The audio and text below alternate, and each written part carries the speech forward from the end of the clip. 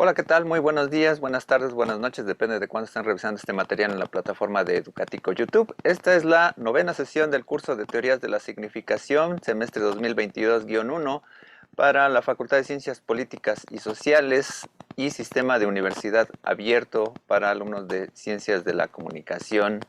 Y bueno, ya nos encontramos en la parte de cierre de nuestro curso. Y en esta sesión, pues bueno, vamos a comenzar a ver los temas de hermenéutica, que es la parte de cierre de nuestro curso. Y bueno, no sin antes, les recuerdo que bueno, esta sesión está siendo videograbada. Veo que ya están conectados 19 compañeros. Entonces, si hay algún inconveniente de ceder su imagen para la grabación, pues pueden apagar su cámara, pero esto no resta la obligación de participar durante la misma. Entonces, bueno, voy a proceder a compartir pantalla. Tenemos un tema bastante amplio y en este caso, pues bueno, vamos a ver de lleno algunos temas de lo que en cierta forma, ¿no? Acontece a ver la dimensión de la hermenéutica contemporánea. Espero no tardarme o dilatarme tanto con la presentación. Obviamente, si ustedes quieren participar, son bienvenidas las opiniones, participaciones de acuerdo a las lecturas que hicieron para el día de hoy. Lo importante es, como les he dicho, pues bueno, más que nada la reflexión en este sistema de universidad abierta. Y sobre todo porque, pues bueno, ahí colgué unos videos que igual al final los vamos comentando respecto de la cuestión reflexiva, más que nada pues es filosófica totalmente esta parte, ¿no? Que en breve pues bueno vamos a ir comentando, ¿no? Obviamente ya hemos visto los paradigmas o las tradiciones de pensamiento estructuralistas y pragmáticas, y pues bueno, dejamos por ahí en la primera sesión como pendiente esta parte de la hermenéutica que vamos a retomar en esta sesión, y la posterior, que bueno, la posterior ya es como una reflexión de encuentros, ¿no? Entre la hermenéutica y el estructuralismo. Pero bueno, vamos a ir de lleno, ¿no? De lo que trata el día de hoy el asunto, ¿no? Que sería de la fenología, la hermenéutica contemporánea. Los objetivos de la sesión es ubicar los elementos más representativos de la hermenéutica moderna, precisar las ideas principales de la propuesta de Edmund Husserl, poner de relevancia algunas ideas de la propuesta de Heidegger dentro de la filosofía del lenguaje, distinguir los aportes de Paul Ricoeur en la discusión sobre el lenguaje y significación. En realidad, pues ven que los temas son amplísimos. Lamento que sea así por el formato que tenemos de universidad abierta, pero pues bueno, esto en sistema escolarizado nos obligaría a tomar al menos unas 3 o 4 sesiones, y bueno, es como algo realmente complicado recapitular en una sola sesión y además discutirlo, etcétera, ¿no? Pero pues bueno, sirve de algo este breve resumen, que yo reconozco que pues bueno, no será el mejor dentro de los que encuentren en la red o en internet o en cualquier otro medio, ¿no?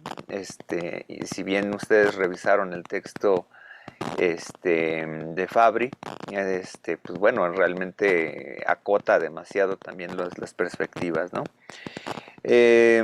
Aquí, bueno, un poco la reflexión, ¿no? De los últimos siglos, que converge mucho como en esta dimensión incluso teórica que a lo mejor ustedes revisaron en Introducción al Pensamiento Social y Político Moderno, ¿no? En toda esta concepción de lo que sería el sujeto.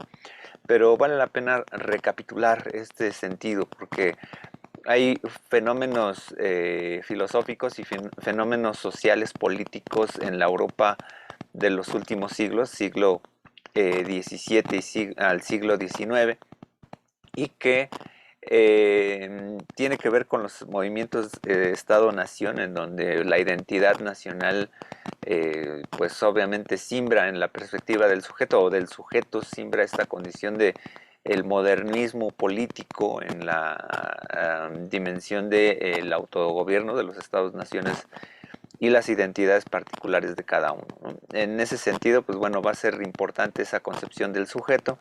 También por ahí va a estar la concepción del sujeto desde Immanuel Kant y el idealismo trascendental, que pone un fin a esta discusión maniquea entre racionalistas e empiristas, en donde pues de alguna manera el sujeto es cognoscente y da una vinculación a lo que sería el encuentro de la realidad o el número, ¿no? También por ahí están los aportes de Hegel, ¿no? Con las ideas del sujeto, la historia y el espíritu, ¿no? En esta transformación de la sociedad, del mundo, ¿no? Que obviamente después va a retomar Carlos Marx, ¿no? En esta dimensión filosófica de teoría crítica. También por ahí, pues bueno, añadiendo a Marx, pues, estaba Feuerbach, ¿no? Con esta visión dialéctica. Otras concepciones de sujeto pues van a estar con Schopenhauer, ¿no? El mundo como voluntad y como representación, en donde se presenta el mundo como eje espacio, tiempo y causalidad. Todo está determinado por factores, ¿no? De nuestra concepción de la mente y bueno, bueno, la experiencia que tenemos también con la realidad. Y bueno, ahí va a determinar mucho su alumno Nietzsche, ¿no? En este sentido, a retomar toda esta visión crítica, ¿no? Pero que en realidad, pues bueno, van dentro del mismo eje de conceptualizar un sujeto y que realmente, más allá de esto, también, si bien no plantea una condición teórica como del inconsciente, Schopenhauer se acerca mucho a lo que posteriormente va a desarrollar Freud, ¿no? En algunas cosas, ¿no? Otro personaje es Kierkegaard, que también comienza una reflexión sobre el existencialismo, ¿no? En lo uno y lo otro, donde hace planteamientos hedonistas o principios del existencialismo como una pregunta sobre el vivir en el sujeto. Aquí haciendo un paréntesis, dice este filósofo Arno Arzenbacher, ¿no? Existen tres tipos de tendencias en la filosofía contemporánea, que en realidad podríamos añadir una cuarta, pero tres son las principales, que sería la positivista, donde viene todo este artilugio de la emancipación de la ciencia, de la reflexión filosófica a partir de la evidencia, de los hechos, etcétera, ¿no? Y posteriormente, pues bueno, podemos orientar otro tipo de perspectiva, que es la orientación crítica, que es la visión marxista dialéctica, el leninismo causal, etcétera. Entre el positivismo y la visión crítica se plantean dos dimensiones cuantitativas. En la primera, pues se plantea la dimensión del pronóstico, o sea, de acuerdo a la recurrencia de las cosas, yo voy a más o menos a determinar cómo van a suceder en el futuro y de algún modo, ¿no? Estaríamos pues planteando el sentido pues si no predecir, pues vamos a basarnos en los hechos, en el experimento para poder determinar cómo va a ser las condiciones futuras de algún evento con ciertas características determinadas. En el caso de la orientación crítica o el realismo causal, pues se plantea más bien buscar el origen de las cosas, ¿no? En ese sentido, se plantearía, ¿no? No tanto ver hacia el futuro, sino qué es lo que corresponde en el origen de los conflictos, en este caso sociales o filosóficos. En el marxismo, pues es la lucha de clases, ¿no? El motor y, de la historia, ¿no? Y de alguna manera también toda esta parte de los modos de producción que se van agrupando dialécticamente uno tras otro. Aunque de alguna manera esta orientación causal también va a afectar a otras visiones relativamente cuantitativas, ¿no? Como por ejemplo el funcionalismo. El funcionalismo de alguna manera busca tratar de señalar las causas también en las condiciones psicológicas colectivas, ¿no? De alguna manera ahí con Durkheim, y que pues bueno, ahí se determina por la conducción de roles, ¿no?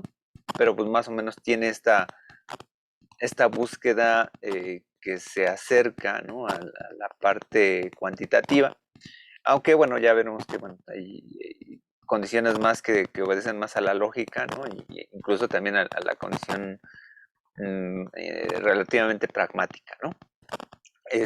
Luego está la parte fenomenológica, que sería la fenomenológica y hermenéutica, en donde a lo mejor no es una cuestión cuantitativa, sino cualitativa, sino entender más o menos que se, en la mente del sujeto se bifurcan cosas, ¿no? Que son un antecedente práctico, ¿no?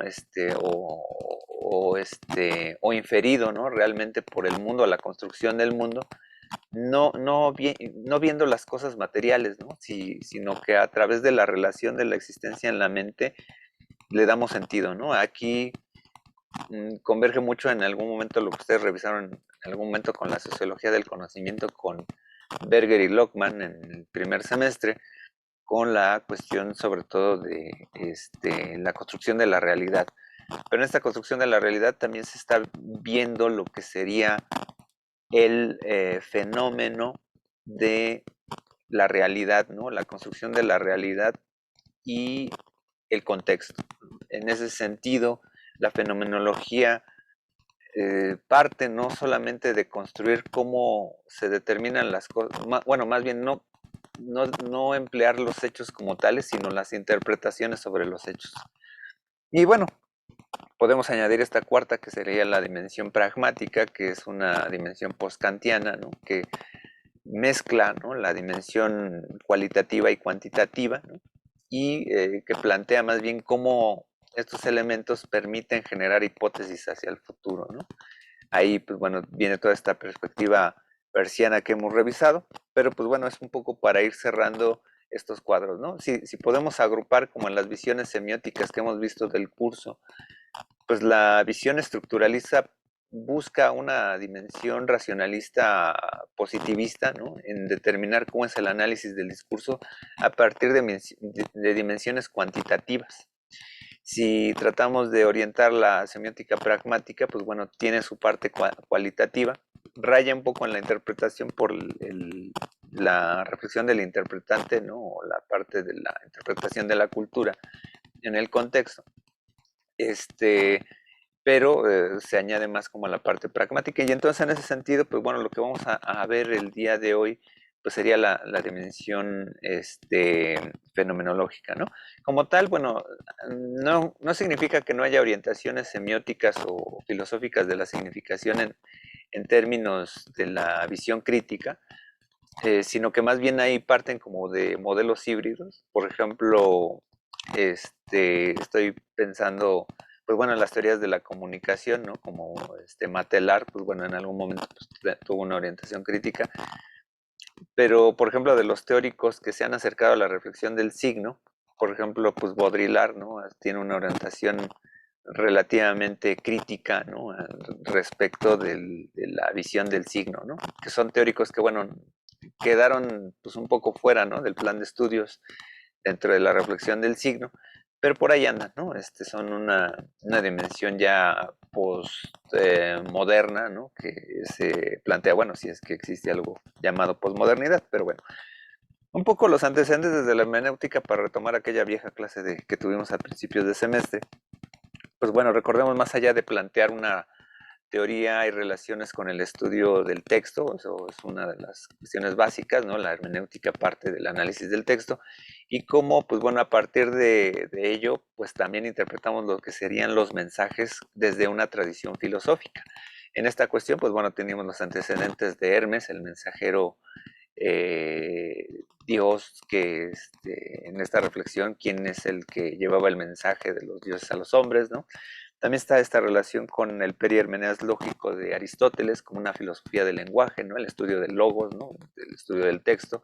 También la parte de la jurisprudencia, del derecho romano, ¿no? Cómo actualizar la ley al hecho mismo, al caso. La exégesis bíblica, que bueno, es toda una tradición de interpretación dentro de los textos sagrados, que es la visión medieval, ¿no? Y que bueno, parte un poquito desde antes, ¿no? De Saulo de Tarso, por ahí hay algunos otros teóricos que, bueno, también estudiaban textos hebraicos. Y bueno, en la parte del Renacimiento, pues bueno, hay reinterpretaciones filosóficas como las de Giordano Bruno, incluso la misma reforma de Lutero es una visión hermenéutica diferente, ¿no? De interpretar los textos, ¿no? Y que bueno, ahí corre el camino hacia lo que, bueno, con el liberalismo, ¿no? Las teorías liberales, ¿no? También camino hacia la modernidad del sujeto. Entonces el sujeto va a ser como ya la parte, la llave para darle una interpretación al mundo, a la realidad, a los textos, ¿no? A la historia, ¿no? Al lenguaje mismo y a la ciencia en general. O sea, a partir de la condición de sujeto, este, se reinterpreta esto, que bueno, ya más o menos por ahí ya dejaba algo Tomás de Aquino, pero podemos decir que eh, es interesante esto, ¿no? Porque bueno, por lo regular pensamos que la condición como de la espiritualidad se plantearía muchas veces en los ejes de la visión teocéntrica, pero en estos casos llega a ser muy, muy interesante, ¿no? De que más bien la condición relativamente animista luego está presente, ¿no? Hasta en las cuestiones de la modernidad, porque bueno, se sigue planteando como el alma, ¿no? El alma del sujeto como parteaguas y la voluntad, ¿no? Incluso el lema de la universidad, ¿no? Por mi raza hablará el Espíritu, que bueno, en realidad es por mi raza hablará el Espíritu Santo. Pues se plantea ahí unas cuestiones ahí bien interesantes, ¿no? Sobre toda esta reflexión filosófica sobre el mundo, ¿no? Y bueno, este, ¿cómo se hace este cambio de la hermenéutica clásica a la moderna? Pues hay varios aportes críticos que van a ir dimensionando o replicando esas dimensiones antiquísimas bíblicas donde se partía de un canon. Y pues bueno, a veces se replantean con algunas cuestiones como por ejemplo de Schleiermacher, ¿no? En cuestiones muy románticas, como por ejemplo tratar de saber más de lo que sabía el autor para interpretar el texto que escribió ese mismo autor, ¿no? Que son como alguna visión ahí como compleja, ¿no? Pero bueno, en ese sentido pues son elementos no solamente textuales, ¿no? Sino la parte del contexto, o sea, se sale uno del texto para entender el texto. Y bueno, la desacralización va a ser un punto medular aquí, ¿no? Todavía Schleiermacher pues todavía tenía una tradición más o menos religiosa. Ya en la visión moderna, pues bueno, va a haber una cambia, una mirada de lo humano, ¿no? Que separa lo teológico, lo jurídico y lo filológico, hacia la búsqueda de una reflexión de la metodología y el conocimiento. O sea, no solamente se trata de interpretar un texto, una información, un mensaje, sino que también vamos a estar de lleno interpretando nuestra realidad misma, cómo es nuestra actividad humana. Entonces se plantea ya una confrontación directa hacia el positivismo debido a que pues no se usan los elementos de la ciencia per se, sino se cuestionan cómo se dan esos elementos de la ciencia. O sea, si realmente la condición del observador afecta el fenómeno en sí mismo, ¿no? Entonces aquí de alguna manera, pues bueno, también hay líneas ahí paralelas con la sociología comprensiva, Dilthey, ¿no? Por ahí, o Max Weber, ¿no? Sobre la reflexión de la sociedad y la actividad humana respecto a ciertas perspectivas de construcción humana cultural que van a dar un sentido particular de la cultura hacia, pues incluso perspectivas, bueno, si no bien funcionales, pero sí de sentido, ¿no? A la vida misma, ¿no? Ahí, obviamente, Weber, ¿no? Pues hay mucha reflexión sobre las condiciones teleológicas, las intenciones de los seres humanos, sobre su contexto o sobre su actividad social, ¿no? Entonces, aquí se habla, bueno, aquí de acuerdo a Gilbert Durand, ¿no? El auge de hermenéuticas reductivas, ¿no? Instaurativas, ¿no? Visiones reductivas, como tratar de situar cómo es el hombre, ¿no? Por ejemplo, en Freud, ¿no? Cómo se comporta el hombre respecto de solamente una forma universal de interpretar al hombre y no de particularidades, ¿no? O sea, lo que hacía Freud era utilizar, por ejemplo, los estudios de Fraser, ¿no? Como la rama dorada, etcétera, y decir que así funciona toda la humanidad, ¿no? Entonces, ese sentido como que sí era muy reductivo, aunque parte de una dimensión hermenéutica, ¿no?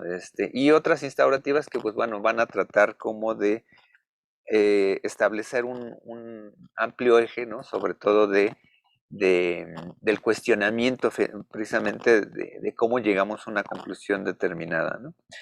El texto y la interpretación frente a los siglos XVIII y XIX, pues bueno, ya les había ahorita hablado un poquito de Schleiermacher, ¿no?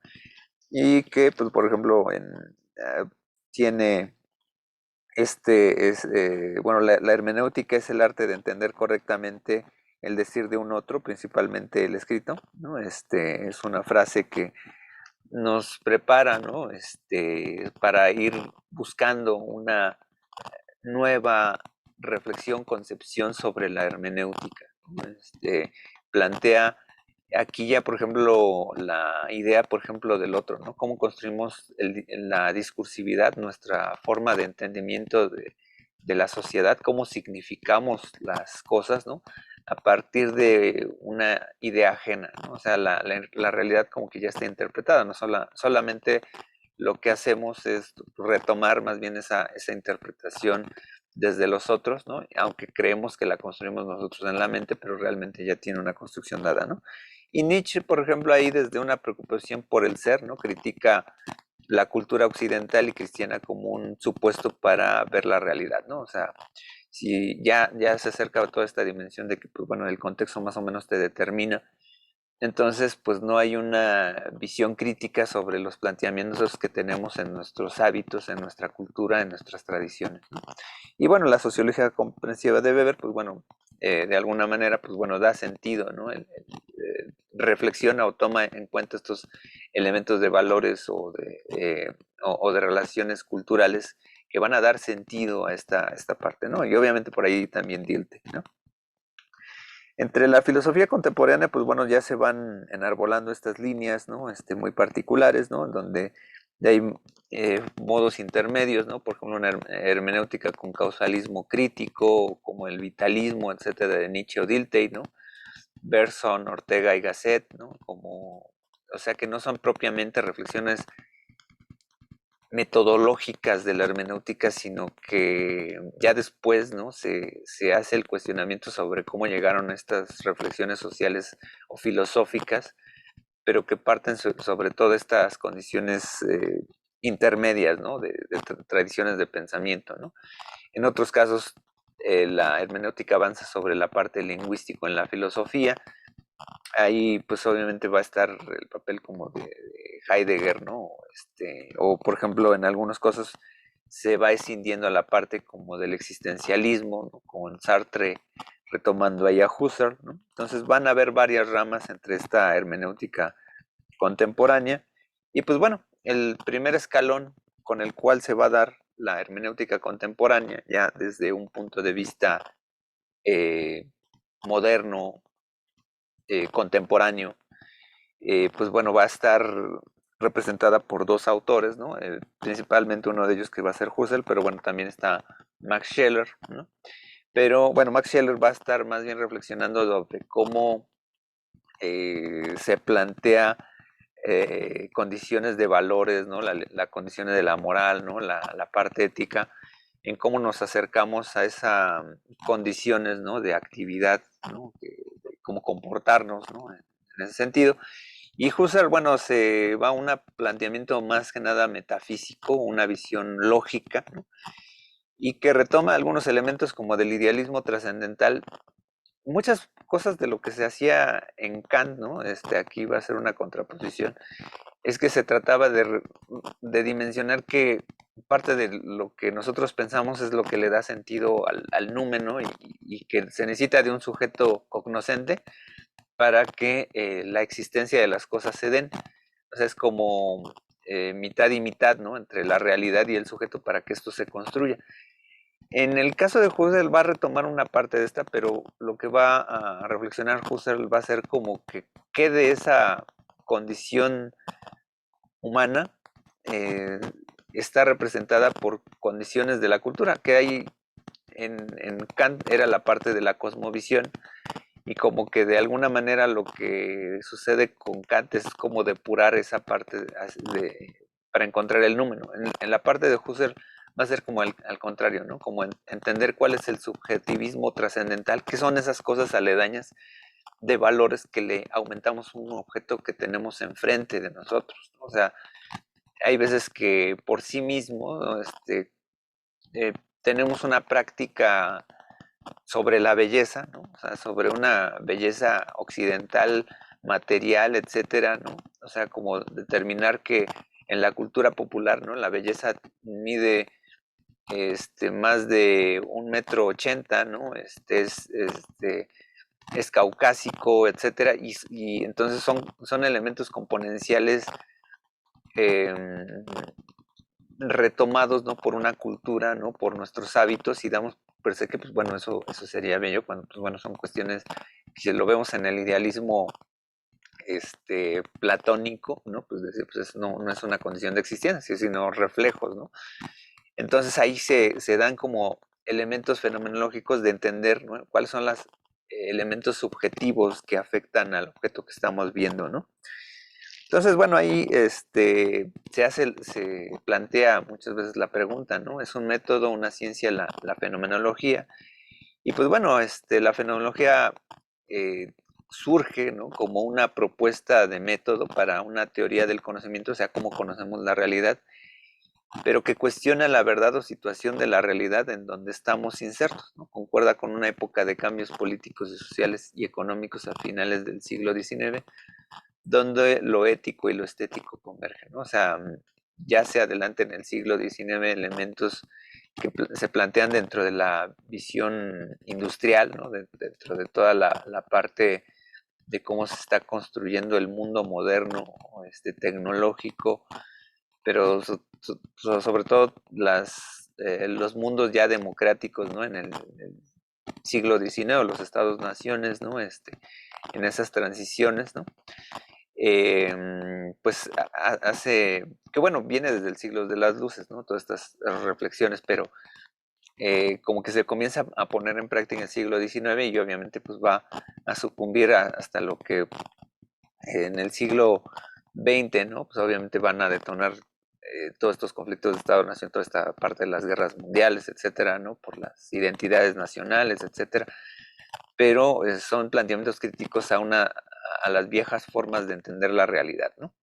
Para Husserl esto se presentará más como la oportunidad de generar una ciencia. O sea, por lo regular la ciencia, en general las condiciones científicas, la física, la química, ¿no? Establecen una dimensión metodológica para establecer los constructos con los cuales está construido su marco de referencia, sus planteamientos de conocimiento, y la filosofía como que siempre ha deambulado en la condición metafísica de plantearse qué es lo que es la realidad, ¿no? La existencia misma de la materia, más allá incluso que son reflexiones que a veces no alcanza la propia física, y en este sentido lo que se plantearía es darle un sentido metodológico a la propia filosofía, o sea, como darle un estatus compartido como de ciencia, aun cuando todas las ciencias parten de la filosofía. Entonces, en ese sentido, la dimensión fenomenológica es acercarse precisamente a cualquier objeto de la realidad o la reflexión de la realidad a partir de dimensionar elementos estructurales de nuestro pensamiento o reflexionar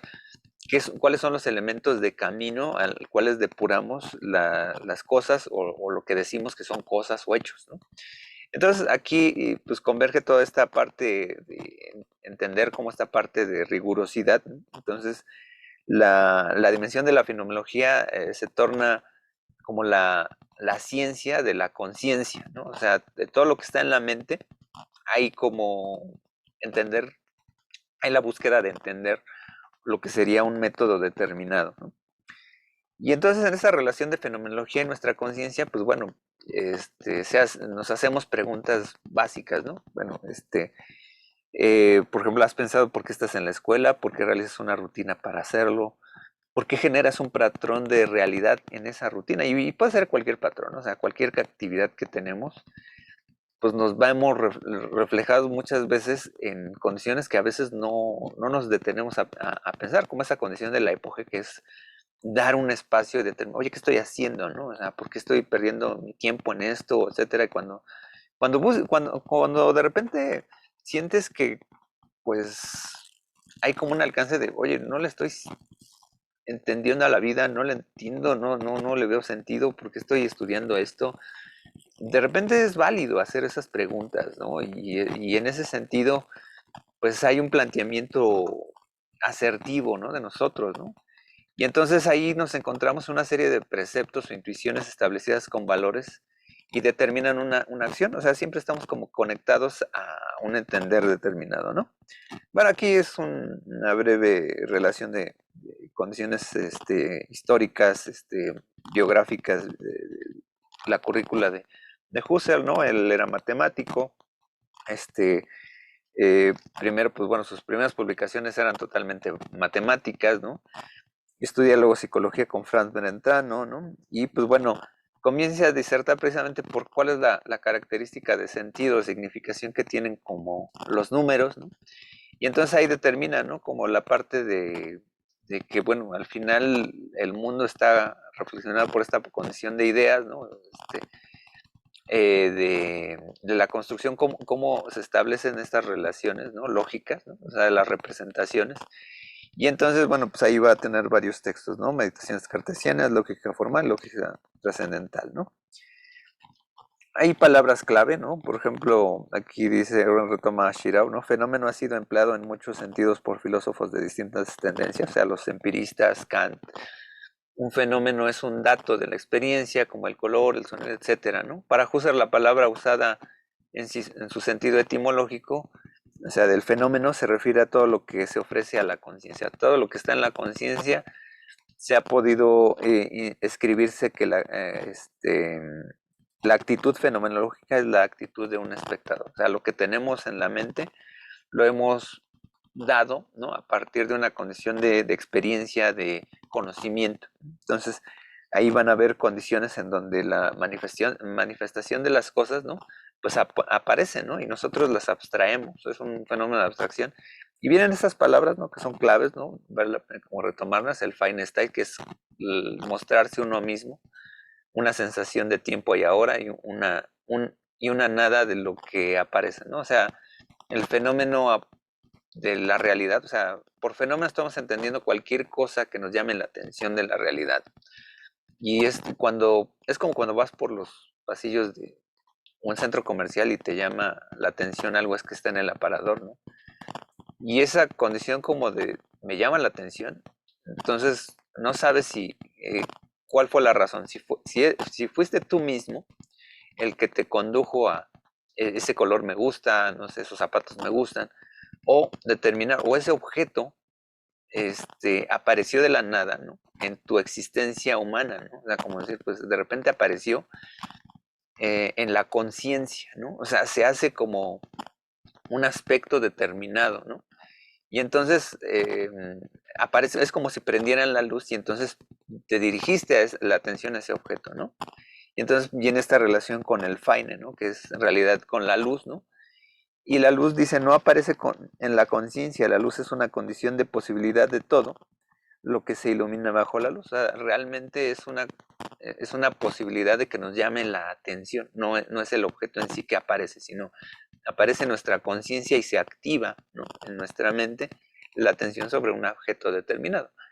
Los modos de aparecer están vinculados con todos los modos de presentación y de descripción de una aparición determinada. Fíjense, aquí es interesante, no estamos hablando de la representación como estamos hablando en la condición de la semiótica, porque la semiótica trabaja como su objeto de estudio es la representación. Aquí estamos hablando de cómo se presentan las cosas, es la realidad misma, ¿no? La realidad misma frente a condiciones en que los estamos, la forma en que nos estamos acercando a ellos, no la cosa en sí, sino la manera en que nosotros tenemos una experiencia con el objeto mismo. Es como eh, rondar un poquito a la parte psicológica, donde a lo mejor lo importante no es que recuerdes cómo es ese platillo que tanto te gusta, ¿no? Por ejemplo, si te gusta, por ejemplo, el mole, ¿no? Sino cómo relaciones el mole en tu vida, ¿no? Por ejemplo, con condiciones en la relación de la fiesta, ¿no? En la relación de un cumpleaños, ¿no? Etcétera, ¿no? De como que se mezcla, o sea, cómo se están dando esos objetos, ¿no? Que te llaman la atención. O sea, si en el aparador, ¿no? De un centro comercial te presentan un objeto que te gusta, va a importar mucho en dónde lo colocan, etcétera, ¿no? Y ahí va a estar como la realidad misma, ¿no? Ya después viene el fenómeno de representación, cuando nosotros lo metemos como en la conciencia, ¿no? Ya es todo un proceso posterior. Entonces ahí hay como una condición de lo que se llama la vivencia intencional, o sea, las experiencias que tenemos, hay como un deseo, una voluntad sobre el acontecer sobre esta vida, ¿no? Y aquí se plantearía que, bueno, el mundo es el conjunto total de los objetos de la experiencia y del conocimiento empírico posible, ¿no? Se revela estar un delante de algo y también permaneciendo ahí, ¿no? O sea, todo lo que hemos vivido, lo hemos vivido porque hemos querido, ¿no? Sobre todo en la conciencia, ¿no? Digo, podrán decir, bueno, es que existen personas que en algún momento de su vida, ¿no? En alguna época vivieron el esclavismo, ¿no? Y eso, pues, no quisieron vivir eso, ¿no? La diferencia está precisamente en que no estamos hablando de la condición de la experiencia tangible, sino de la forma en que nosotros conectamos con el mundo, ¿no? O sea, aún yo creo que en el fenómeno del esclavismo hay personas que han logrado, pues como dicen, no evadir la realidad, ¿no? Sino plantear una interpretación diferente de la vida, ¿no? Y entonces vienen estos refugios de la mente en donde pues, te plantean como unas alteridades, ¿no? Y que pues bueno, eso permitió en algún momento que pues bueno, se transformara la realidad y que pues bueno, en algún momento algún esclavo se quisiera levantar y romper las cadenas, ¿no? En ese sentido, ¿no? Pero en esta condición como vivencial, ¿no? Del sujeto más común y corriente, ¿no? Pensando en nuestras experiencias, ¿no? Y pensando que, pues bueno, esto solamente se puede dar como en el concepto de la modernidad, ¿no? En ese sentido, se permite uno reflexionar precisamente sobre, pues, esta libertad del sujeto, ¿no? O sea, precisamente porque se plantea, ¿no? A conocer, el deseo de conocer algo. O sea, todo lo que conocemos, ¿no? Hay un deseo por conocerlo. En ese sentido, no importa la época, ¿no? Si, este, el esclavo que conoce su realidad, ¿no? O digamos, ¿no? El obrero, ¿no? Que actualmente pues, sabe o es consciente de que a lo mejor o comienza a hacer reflexión, híjoles, pues es que de aquí no voy a poder trascender, ¿no? En esta sociedad neoliberal, etcétera, se hace uno la reflexión precisamente, ¿no? De la conciencia, ¿no? De los objetos que están a nuestro alrededor. Y aquí, pues bueno, aquí la parte interesante, bueno, son las formas de qué es lo que percibimos, ¿no? Los objetos que se encuentran fragmentados por escorzos, matices, ¿no? Absaugen, ¿no? O los sombreados, ¿no? O aspectos, ¿no? O sea, la realidad no la experimentamos en su totalidad. Cuando yo observo la pared, ¿no? O alguna parte de la casa donde te encuentres en este momento, ¿no? O ves el techo, ¿no? eh, tu mente, ¿no? Te hace reflexionar que detrás de ese techo pues hay otra realidad contingente, ¿no? Que cierra el elemento, ¿no? O sea, si yo miro el techo, ¿no? Hay un piso, ¿no? Arriba de él. Entonces, y no lo estoy viendo, ¿no? Entonces, lo que veo es un aspecto, o sea, no veo el objeto en su totalidad, ¿no? Sino que yo hago una operación de catectización o de cierre, ¿no? Pero tenemos que hacer esa operación de cierre para entender la esencia de ese objeto. O sea, cuando yo veo la pared, yo sé que hay pared del otro lado, no existe la nada, ¿no? En ese sentido, ¿no? No hay una continuidad de ese objeto, ¿no? Entonces, internamos ese objeto en la conciencia y entonces le damos un sentido, ¿no? Entonces, aquí es interesante en el sentido de que sin irnos más a una interpretación social, ¿no? En la mente práctica, ¿no? O sea, estamos determinando que detrás de la pared hay más pared, o sea, hay una condición de cierre. O sea, si yo no veo lo que está detrás de la casa, ¿no? La trato de representar en la mente, ¿no? Como en una condición de cierre, ¿no? Para entender, bueno, es una casa, ¿no? No es una mampara, ¿no? No es un cartel, ¿no? En ese sentido, ¿no? Que bueno, aquí en las reflexiones, sobre todo visuales, ¿no? Pues dices, bueno, no, como dirá Foucault, ¿no? En la parte de Magritte, ¿no? De ese cinepan un pip, ¿no? Esto no es una pipa, ¿no? Pues sí, bueno, se hace una reflexión que esa no es una pipa, la cuestión que está representada, pero cuando yo veo las cosas, ¿no? Tengo enfrente aquí algunos objetos, ¿no? Una pluma, ¿no?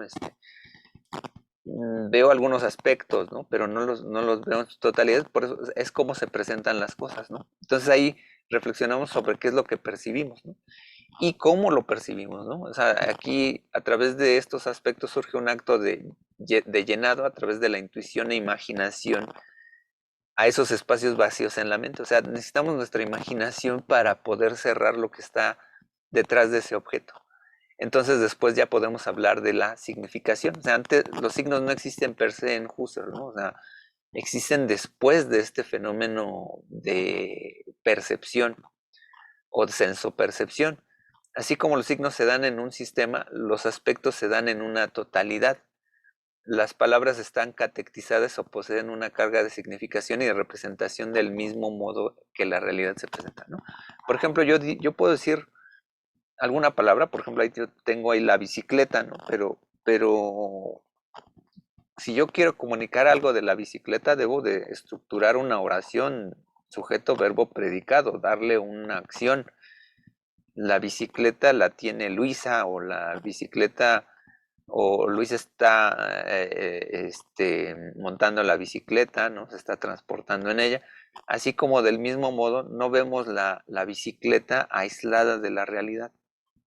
O sea, vemos la bicicleta en un paisaje, ¿no? La vemos en la ciudad, qué sé yo, o sea, la vemos en un contexto, ¿no? Así como hay un contexto alrededor de una palabra, hay un contexto en la realidad misma. O sea, no podemos aislar las cosas, ¿no? Si viéramos aislada la bicicleta, sería un error de la Matrix, ¿no? O sea, estaríamos viendo la nada y la bicicleta, pero así no funciona la realidad. La realidad está conectada con muchas cosas. En esa vía, entonces reflexionamos, bueno, ¿cómo estoy percibiendo las cosas? O sea, por eso daba el ejemplo, por ejemplo, de un platillo. El platillo, o sea, cuando hablas de los tacos, ¿no? Los tacos están en un contexto, ¿no? O sea, no es como varita mágica y digo, que aparezcan unos tacos, ¿no? No, o sea, si quiero unos tacos tengo que ir a la taquería, ¿no? Al restaurante, y en el restaurante me lo van a poner en un plato, etcétera. Y hay una relación contextual, está en un plato, está en una mesa, etcétera. O sea, el taco en sí mismo no lo puedo ver en la nada, ¿no? En la mente lo podemos hacer consciente, ¿no? Pero cuando ya está en la mente ya es parte como de la construcción de un signo en sí mismo, porque ya lo está separando de la realidad, ya hay una condición artrológica, un acto de división. Entonces aquí, bueno, vale la pena aquí reflexionar sobre algunos aspectos, ¿no? Cómo se plantea, por ejemplo, esta idea, por ejemplo, de lo que es lo real, ¿no? Lo real se plantea en el alemán en tres tipos de concepto, ¿no? Lo que es lo real, lo que está afuera, lo que es como el concepto común. O sea, mira, ahí esto es real, ¿no? Es parte de la realidad, ¿no? O sea, lo que está afuera es un concepto común. Luego esta palabra el Virklick, ¿no? Que es lo otro real, ¿no? Que tiene una condición de verdad, ¿no? O sea, es lo que acerca a la lógica, ¿no? Pues yo le entiendo así, ¿no? Entonces, en ese sentido, ¿no?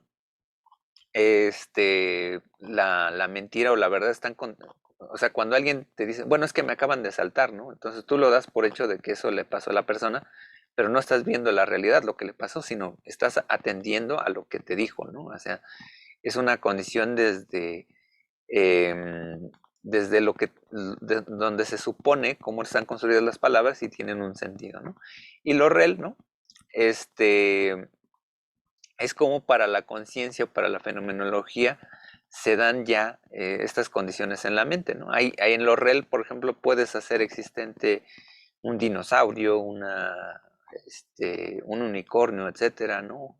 Dios mío, existe en lo real, ¿no? Esa es una condición fenomenológica, ¿no? Tiene una apariencia determinada, ¿no? Y bueno, esta reflexión, pues bueno, hablamos un poco de esta relación de signo-objeto, ¿no? Con la parte de la epogé, ¿no? Hacemos detenimiento de cómo construimos las cosas en el mundo, ¿no? Y pues bueno, por un lado se centra en diferenciar la vivencia del mundo, lo que es la noesis, ¿no? Y del resultado mismo de la vivencia, lo que sería el noema. O sea, son dos conceptos diferentes. El noema es el objeto como tal, no es el objeto como tal, sino lo percibido como tal o lo recordado como tal, ¿no? O sea, tenemos una experiencia del mundo, ¿no? O sea, decir, eh, no sé, hay personas que le tienen fobia a las arañas, ¿no? Y dicen, no me gustan las arañas, ¿no? Me dan miedo, ¿no? Pero a lo mejor hay una relación en la vivencia en que le picó una araña, ¿no? La noesis es, me picó la araña, ¿no? Y el resultado es, no me gustan las arañas, ¿no? Hay dos condiciones existenciales, ¿no? Donde cuando vamos separando los objetos, ¿no? El mundo en que vivimos no está fuera de nosotros como algo objetivo e independiente que está esperando a ser conocido, más bien es nuestro mundo, en el sentido de que es constituido común por todos nosotros y a partir de las distintas perspectivas individuales. O sea, nuestra suma de perspectivas individuales, ¿no?, comparten experiencias, pero cada uno de nosotros va a tener una visión particular de ellas que a veces va a cotejar entre lo individual y y la heteronormatividad de cómo se vive el mundo. O sea, y aquí vienen pues, hasta algunos aspectos de anomia social, ¿no? Por ejemplo, hay personas que a lo mejor hacen cosas indebidas, ¿no? Pero dicen, no, no tienes que hacerlo así, ¿no? Eso no se debe de hacer. Entonces confrontan mucho su psique individual, ¿no? Entonces, bueno, los cleptómanos, ¿no? Es que me gusta llevarme las cosas, ¿no? Dices, no, es que eso no se debe hacer, entonces confronta, ¿no? Bueno, ahí ya rayaría como la perspectiva fenomenológica ética, ¿no? Pero también está conectado toda esta parte, ¿no? Pero cualquier cosa, ¿no? Si a ti te gusta, eh, no sé, hacer ruidos y eso te provoca un placer estético, ¿no? A lo mejor otra persona, pues, no, no me gusta, ¿no? Y ahí se converge como estas reflexiones hasta del arte, ¿no? Y aquí se mezcla, ¿no?, lo que es recuerdo, imagen y signo, ¿no?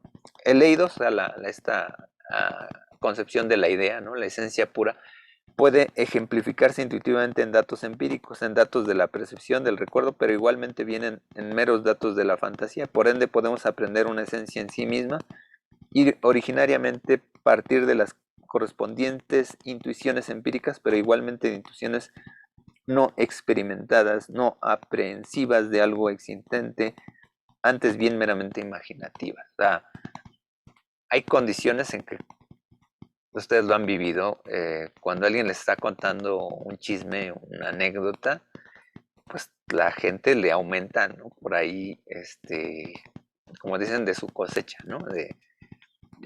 Son condiciones, pues algo así como, eh, muy, muy, muy particular dentro no sé, supongamos, ¿no? Que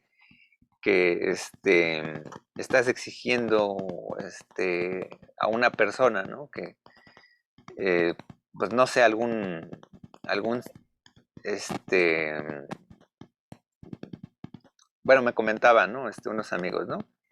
Eh, a unos chicos, creo que fueron a una función de cine, ¿no? Y pues eran menores de edad, entraron, ¿no? Pues de repente llegó estaban en la entrada, ¿no? Ya del cine mismo, ¿no?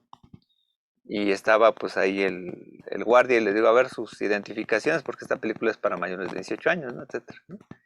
Y no, pues no, pues eran menores, ¿no? Entonces, no, pues no te voy a, no, no puedes entrar, ¿no? Entonces, es a uno de ellos, de los chicos, les dije, pues, oye, pues ya devuélveme mi dinero, ¿no? Y pues bueno, ¿no? Puede pasar así la anécdota, ¿no? Pero imagínense, ¿no? A lo mejor cómo lo pueden recordar estos chicos, ¿no? Donde, no, entonces nos peleamos con el del guardia, no nos quiso dejar entrar, etcétera. Ya, devuélveme mi dinero, ¿no? Entonces como que cambia la perspectiva de la realidad, ¿no? Cómo cambias el recuerdo o el signo, ¿no? Entonces, incluso creo que por ahí hay un chiste de Homero, ¿no? Que se va bien apocado y lo recuerda de otra manera, ¿no? Para contarlo hacia sus amigos, ¿no? Entonces, ahí hay como una condición de cómo, por ejemplo, nuestra condición de realidad, pues se va distorsionando en el fenómeno de la conciencia, en el fenómeno real y el fenómeno Birklich, ¿no? En cómo determinamos una verdad, no dentro de lo que vivimos, sino de cómo lo reflexionamos. Adelante, Ezra. Justo, bueno, ese es un poco el tema que trata la película que comenté para el trabajo, la de Ghost in the Shell, que no Ah, sé ok. si ya la ha visto. Sí, bueno, más bien vi la adaptación, ¿no? Bueno, pues en la primera justo esto que era un hacker que, bueno, ahí todos son cyborgs y este hacker finalmente aprendió a, por decir una forma, hackear los recuerdos de las personas de, o sea, de carne y hueso que no eran cyborgs, y justo ahí el personaje tenía esta reflexión de si los recuerdos en realidad eran suyos y todo esto, y me recordó mucho a lo que dicen, por ejemplo, en las escenas del crimen, que la única forma de en verdad recordar la realidad es que tienes que escribir lo que ocurrió en el momento para estar más cerca de la realidad posible, que en cuanto pasa el tiempo la gente empieza a olvidar. Ok, es muy buen ejemplo. De hecho, esas reflexiones sobre la realidad, ¿no? O sea, son muy de llenos en la ciencia ficción y pues bueno, ahora que vienen la condición de los xenobots y en el futuro, pues a lo mejor alguien se va a reflexionar 100 años, ¿no? A lo mejor soy un robot, ¿no? Entonces, ¿no? Son condiciones muy interesantes que también se aprovecha mucho de la condición existencial. Finalmente, este tipo de obras de ciencia ficción nos ayuda más bien a reflexionar nuestra condición humana, ¿no? Muy bien, Brenda, adelante. Gracias, profe. Sí, igual como mi compañero, igual en lo que comenté, es de una película de un anime, no sé si ya la vio, la de Demon Slayer. El villano les hace crear como sueños de lo que más quieren ellos y el protagonista, para salir de los sueños, en el mismo sueño se tiene que suicidar. Entonces hay una parte donde sí está a punto de suicidarse realmente porque piensa que todavía sigue dormido.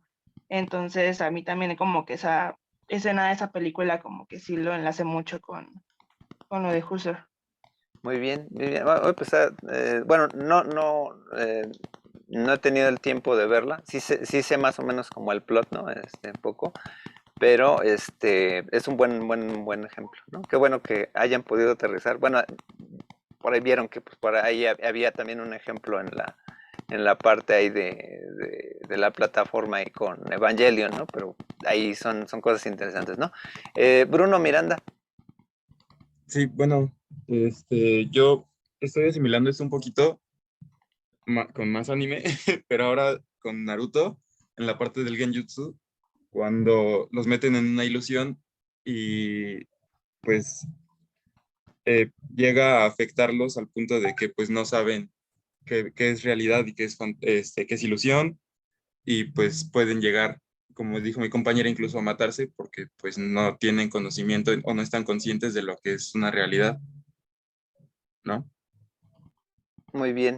Sí, sí, en efecto. O sea, gran parte de esta condición de la realidad que a veces nosotros nos identificamos o nos proyectamos con los personajes de las obras, precisamente en términos aristotélicos, como se plantearía en la poética, es que nos dan sentido es que realmente yo estoy viviendo esto, ¿por qué me acongoja esto, no? O sea, lo que hace fabuloso al anime o cualquier expresión de ciencia ficción o en algunos casos literaria, ¿no?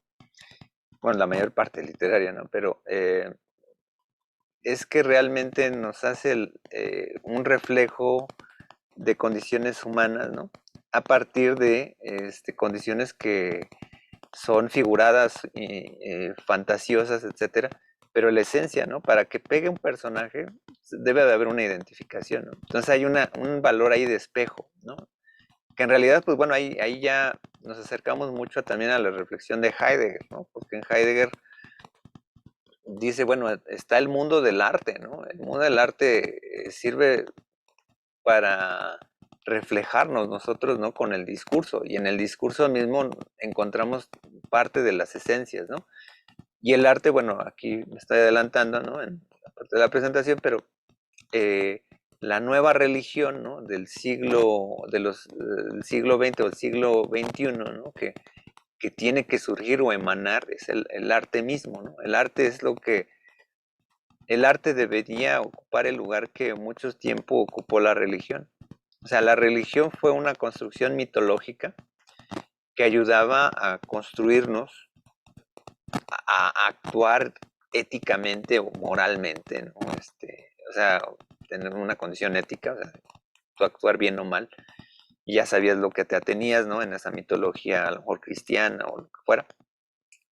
Y bueno, el arte mismo hace reflexionar sobre el acontecimiento humano. O sea, el verse, por ejemplo, en Akira o en obras de anime, ¿no? Clásicas, ¿no? Pues incluso hasta las de Ghibli, si quieren, ¿no? Pero eh, son construcciones sociales que dan sentido a, pues a lo mejor amar la vida de la perspectiva humana, ¿no? Y desde ese punto de vista nos ayudan a conectarnos precisamente con nuestros elementos más íntimos, en donde cómo yo estoy sensopercibiendo la realidad desde elementos ajenos, ¿no? Entonces, Némesis, adelante. Sí, justamente en ese aspecto, pasa mucho en las comedias románticas, ¿no? Donde podremos ver, no sé, para los chicos que refleje el patán, ¿no? Así que fuma y que tiene una moto y así, y que al final del día son símbolos que puede que para alguien sí signifiquen algo y representan parte como de su realidad, pero a la vez no, y se vuelve como un poquito paradoja pues de estar entre una escena y una realidad, ¿no? De lo humano, de lo moral. Sí, bueno, ahí obviamente cualquier comedia romántica pues va a establecer un vínculo catectizado, ¿no? Sobre la condición humana. O sea, a veces te presentan dos, tres escenas de un personaje tal cual y uno ya construye, o sea, el clásico, ¿no? La chavita fresa, ¿no? Por ejemplo, ¿no? Que está, vive en su cuarto lleno de así, rosita, etcétera, ¿no? En esa escena, ya en ese cuadro, pues tú ves el cuadro, ¿no? Entonces dices, ah, bueno, pues la chica pues la han sobre protegido sus padres, ¿no? Etcétera. O sea, como uno inconscientemente ya proyecta toda esa determinación, llega el chavo así como que, pues con un peinado, bueno, actualmente ya muy, bueno, moderno, ¿no? Tiene alguna una facha así. Bueno,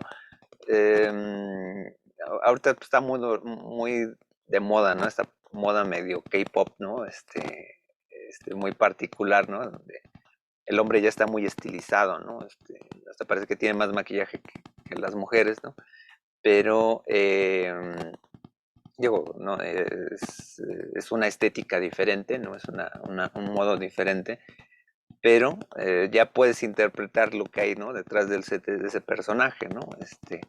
El sentido, ¿no? Que dices, bueno, pues a lo mejor construyes toda, además del contexto, ¿no? Actual, ¿no? Determinar, pues cuáles son los valores que puede tener este personaje. Entonces, ahí se hace como un match, ¿no? O sea, se catectiza como todas las escenas, en dos, tres escenas que te pongan, ¿no? Entre esta chica y este chavo, ¿no? Pues dices, ah, bueno, pues ya sabes que va a ser una historia de amor, pero más o menos, a lo mejor las películas muy simplonas, pues a veces no desarrollan mucho los personajes, ¿no?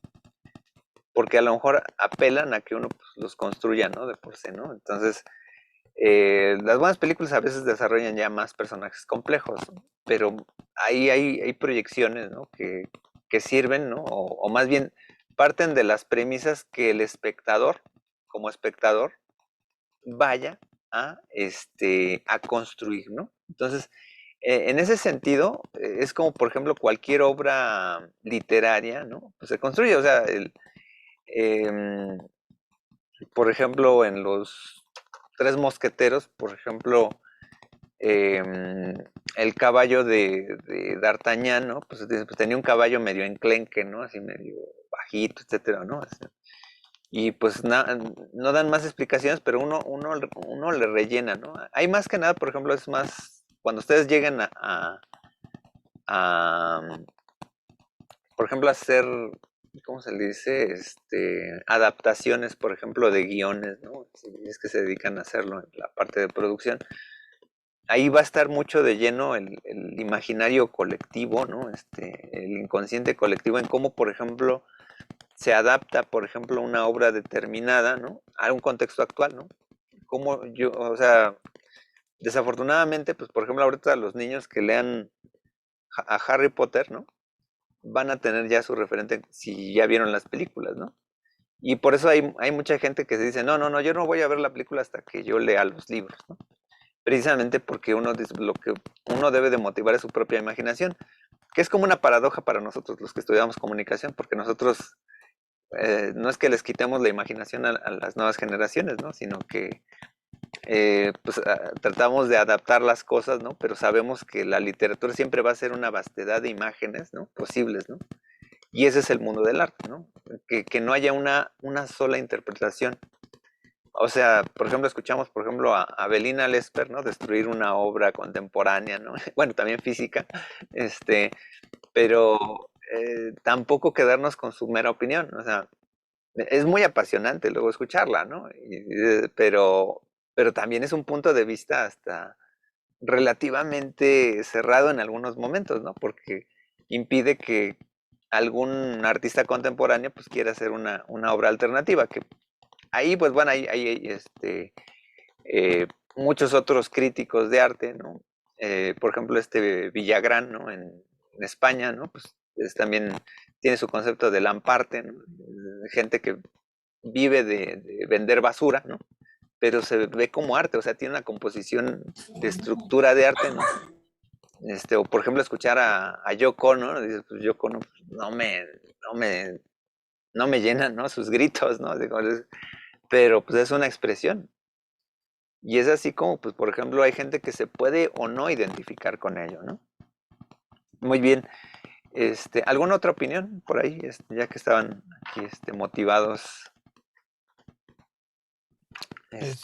Yo, profe, por ejemplo, vi la serie Mr. Robot, pero aquí también lo que pasa es que el propio individuo, por traumas que sufre, tiene como múltiples personalidades, ¿no?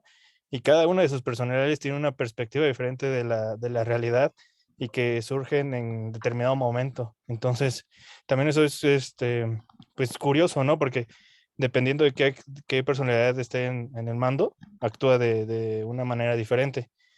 Y también, hablando de, como lo mencioné en el principio, pues, en un inicio el personaje, pues, como que no sabe qué hace en la sociedad, ¿no? No sabe cuál es su lugar y lo que pretende es como liberarla, ¿no? De este sistema capitalista económico. Bien, bien. Sí, o sea, esa dimensión posible, ¿no? Entre que nosotros podamos em, y vislumbrar, ¿no? O sea, que no todo es mecanicista, o sea, nosotros no pensamos como robots, ¿no? O sea, que finalmente influye todas estas obras de ciencia ficción determinar, ¿no? Hay condiciones de alteridades, ¿no? O sea, de decir, yo pienso diferente, ¿no? Y eso a veces también se plantean las cuestiones, por ejemplo, las reflexiones de un clon, ¿no? Etcétera, ¿no? Y es viable, ¿no? Muy bien, Bruno, nuevamente. Bueno, ahorita tomando el tema de los robots, también me acordé de la película de Yo Robot de Will Smith, en la que pues él está totalmente en contra de los robots, pero no está consciente de su realidad y no sabe que él es un robot. O bueno, creo que es un cyborg, ¿no? Bueno, tiene mucho que no la veo, pero recuerdo que tiene un accidente y luego ya no recuerda nada y de repente le aparece una mano mecánica o robótica y pues él no estaba consciente pues, de que él era un cyborg. O sea, eso que tanto rechazó, al final terminó siéndolo.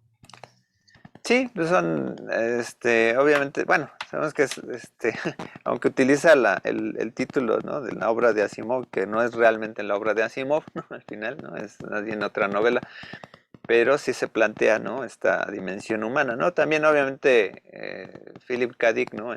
Si los androides sueñan con ovejas eléctricas o alias Blade Runner, ¿no? Pues obviamente se plantea eh, esta dimensión, ¿no? O sea, como los replicantes, ¿no? Y Dick Eckhart, ¿no?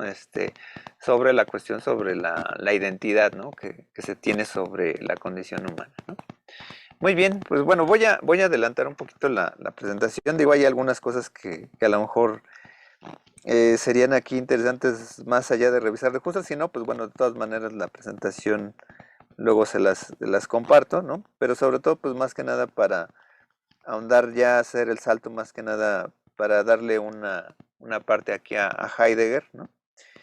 Pues obviamente Heidegger fue un alumno de Husserl, y pues bueno, en alguna manera pues mezcla toda esta parte entre lo que es la fenomenología hermenéutica y el existencialismo, pero a partir de una palabra que se llama el Dasein, ¿no? O el aquí y el ahora, ¿no?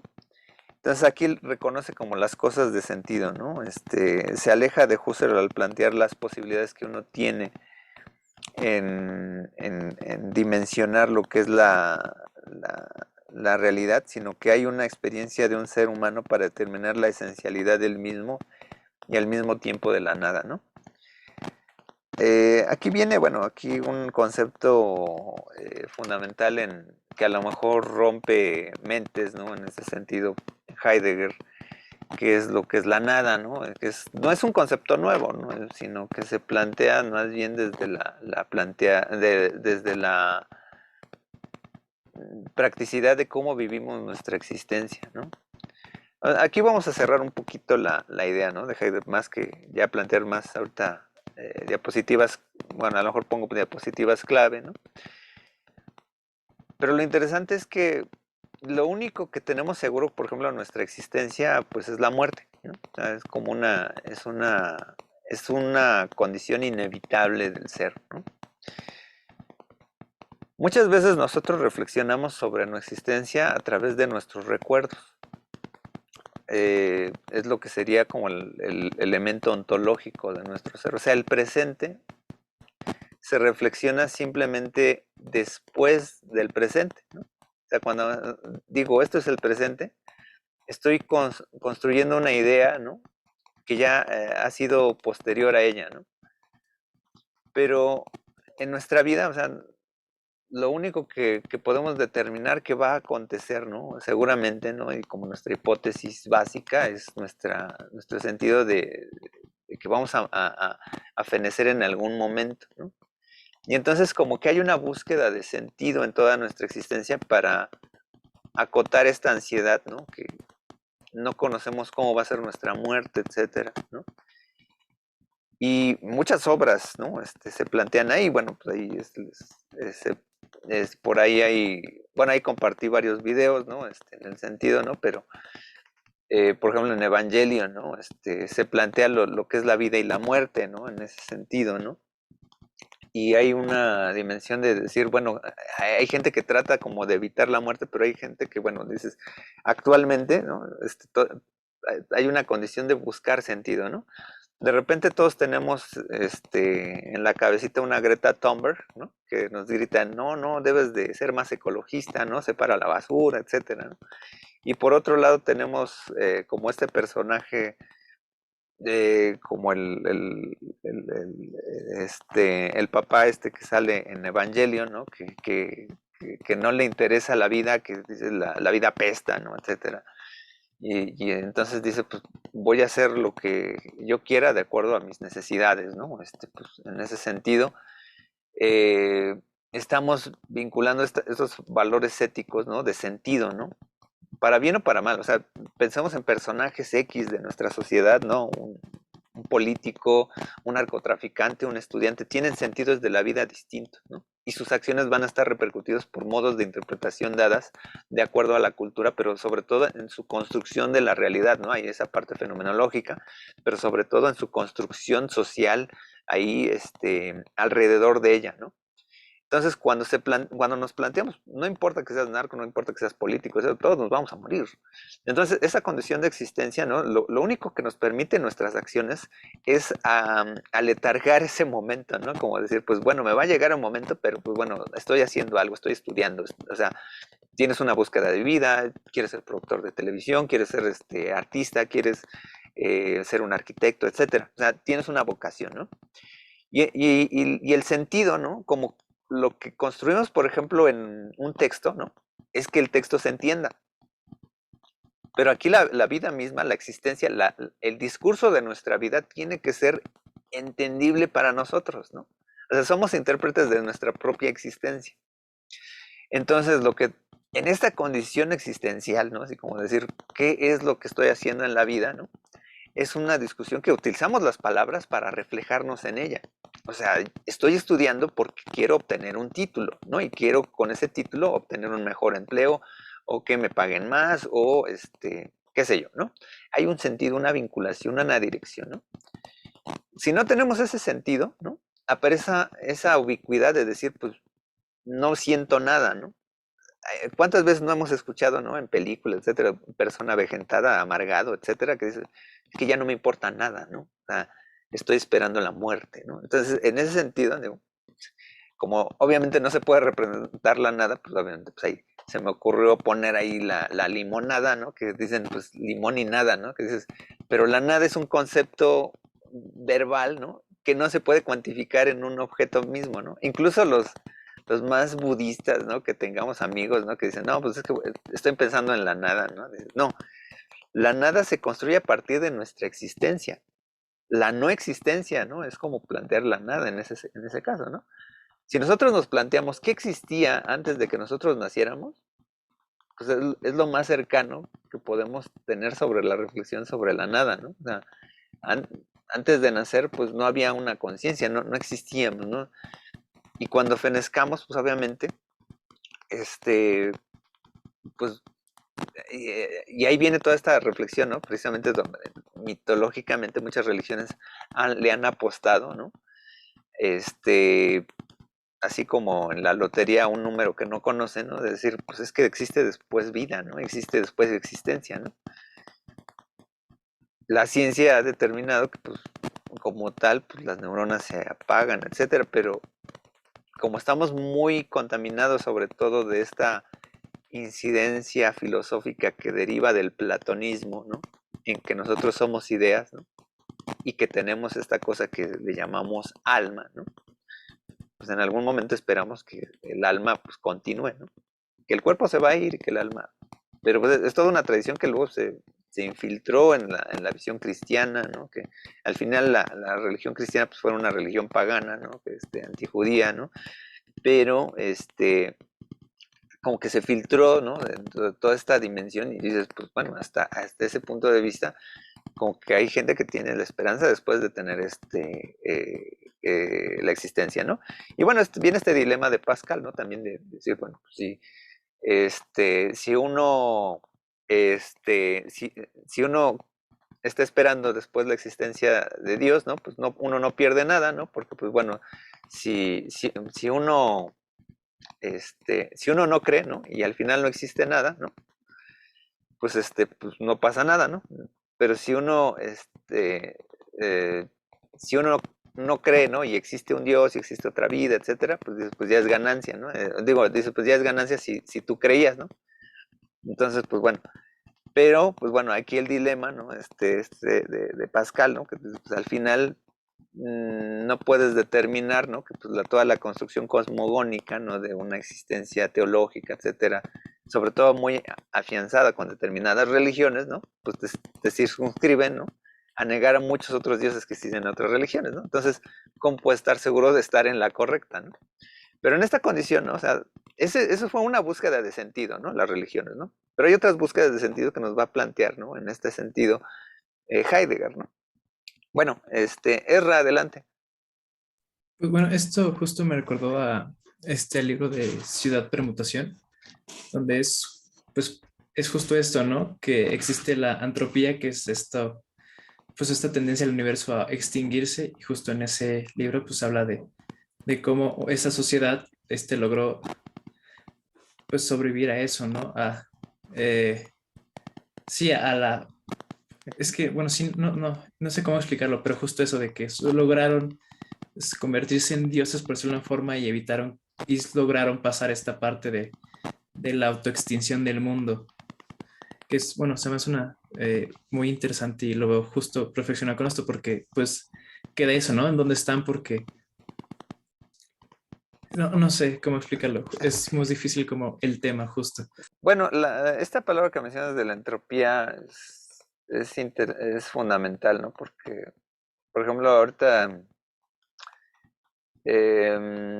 siempre hay una aspiración del mundo, del hombre, ¿no?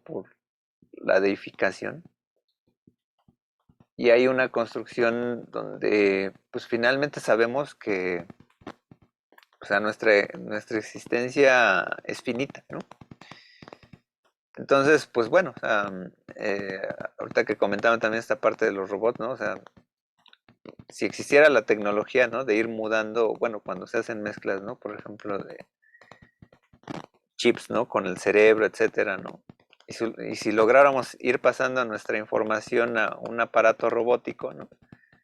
Entonces, dice así como el barco bueno, la metáfora que usa Vision en la serie, ¿no? Este barco que lo van mudando del otro. Adelante, Ezra. No, justo, es una reflexión que llevan en Doctor Who, Ajá. que es justo mismo, igual un cyborg que pues está matando gente para ponerse nuevas piezas. Y la reflexión que hacen es, tú eres como una escoba y cambias el cepillo y el palo y luego el cepillo otra vez y luego el palo otra vez y en qué momento sigues, bueno, si eres, sigue siendo la misma escoba o ya dejaste de ser la misma escoba y bueno, spoiler y el personaje entra como en este conflicto y decide suicidarse después de alargar su vida poniéndose pues nuevas partes durante, creo que fueron, bueno, siglos, ¿no? Ujú. Pues no tenemos que irnos mucho a los cyborgs. Nosotros en nuestra condición biológica vamos mudando bueno, no de piel, ¿no? Así como los reptiles, ¿no? O algunos insectos. Pero sí tenemos nuestra piel se va cambiando, etcétera, ¿no?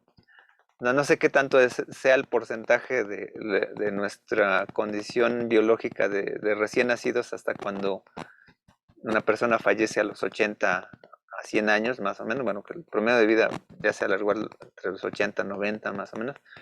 Pero no sabemos cuánto de esa materia original pues realmente queda, ¿no? En el humano final, nada más que pues no somos tan conscientes, nada más lo que tenemos es esta retención es de la conciencia, ¿no? Y en esa parte, pues bueno, nos hacemos estos planteamientos, ¿no? Dentro de la visión nociológica de cómo nos comportamos, o sea, porque dices, pues bueno, a lo mejor habrá un humano en algún futuro que a lo mejor mude su conciencia a un aparato eléctrico, electrónico, ¿no? Y siga pensando que es un ser humano, ¿no? Y y bueno, seguro de esta historia, ¿no? Que comentas, bueno, el final es demasiado humano, ¿no? Al final, ¿no? Pues decides morir porque dices, pues es lo que hacen los humanos, ¿no? O sea, esa es como la búsqueda, ¿no? Ese es el planteamiento, ¿no? O sea, de hecho, incluso, ¿no? Hasta la historia del mito judeocristiano, ¿no? De Dios se hace un hombre, ¿no? Y se hace Cristo, ¿no? Pues es la metáfora de decir, pues hasta Dios se hizo un hombre, ¿no? Para experimentar lo que es la vida humana, ¿no? Entonces, en ese sentido, y tuvo que morir, ¿no? Pero bueno, que habría sido interesante la historia, ¿no? Digo, al final está encerrada dentro de muchos mitos, sobre todo solares, ¿no? Pero porque es un acontecimiento que se repite, ¿no? Entre el solsticio de verano y de invierno, ¿no? Entonces, cuando se oculta el sol y cuando aparece. Pero la condición sobre todo de que pues a lo mejor pues un Dios que haya muerto y que pues no resucite, pues habría sido interesante también esa historia, ¿no? No necesariamente que resucitara Cristo, ¿no? Que en realidad, hasta donde yo sé, creo que los primeros textos que se encuentran, ¿no? Creo que de Saulo de Tarso, nunca hablan de la resurrección de Cristo, ¿no? Pero en fin, al final, ¿no? En toda esta construcción divina, pues la construcción divina está en la mente, ¿no? Está en la cabeza, ¿no? O sea, por eso hay metáforas, bueno, en Revista Migala, revisen ahí un video, ¿no? Digo, el video que les pasé de Evangelion es de este canal de Revista Migala, pero ellos tienen su canal de YouTube, nada más que el video de Evangelion no lo pudieron subir a YouTube por derechos de autor. Pero tienen un video muy interesante sobre la interpretación de Cristo, ¿no? Al final es una condición, incluso hasta, podemos decir que es hasta agnóstica, ¿no? Una interpretación de Cristo que en realidad niega a un Dios, ¿no? O sea, niega la existencia de un Dios real, ¿no? El fenómeno real, ¿no? Sino que es más de un Dios de la conciencia, ¿no? Y conforme a tu vida, pues lo manejas, pues bueno, tienes una perspectiva distinta, ¿no? Entonces hay infinidad de dioses en cuanto mentes encontremos, ¿no? Entonces ahí es, porque son infinidad de sentidos que podemos encontrar en la vida, ¿no? Desde una postura heideggeriana, ¿no? Bien, bueno, no sé si hay alguien más con alguna otra participación. Bueno, procedo, ¿no? Por ahí, ¿no? Es un concepto que se usa mucho con Heidegger, el ser en el mundo, y que recordemos que el alemán es una